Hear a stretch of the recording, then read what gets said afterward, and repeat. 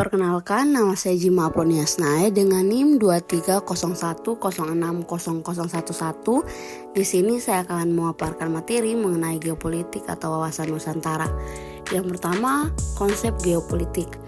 Geopolitik dipelajari sebagai disiplin ilmu yang membahas tentang sistem politik yang berhubungan dengan letak geografis.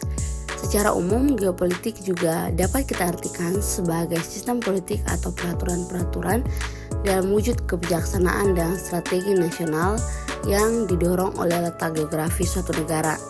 Yang kedua yaitu teori-teori geopolitik dasar. Teori yang pertama yaitu teori Friedrich Ratzel.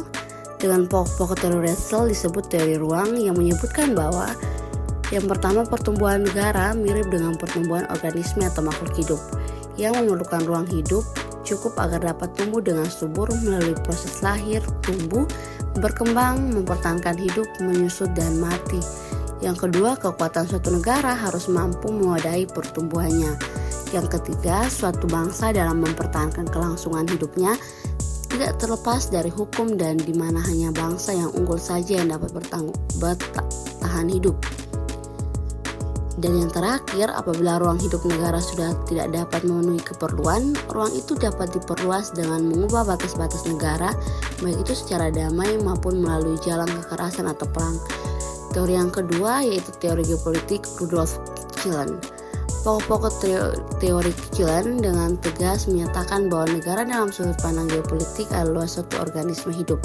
Yang ketiga, teori geopolitik Sir Walter Raleigh dan Alfred Theodor Mahan, di mana pokok-pokok teori kedua ahli tersebut menganut konsep kekuatan maritim dan mencetuskan wawasan bahari yaitu kekuatan di lautan. Yang keempat, teori geopolitik William Mitchell, Albert Seversky, Giulio Douhet, dan John Frederick Charles Fuller. Keempat ahli geopolitik ini melahirkan teori wawasan dirgantara yaitu kekuatan di udara.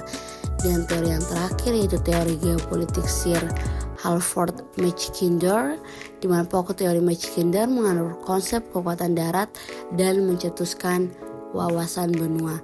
Sekian pemaparan materi dari saya, terima kasih.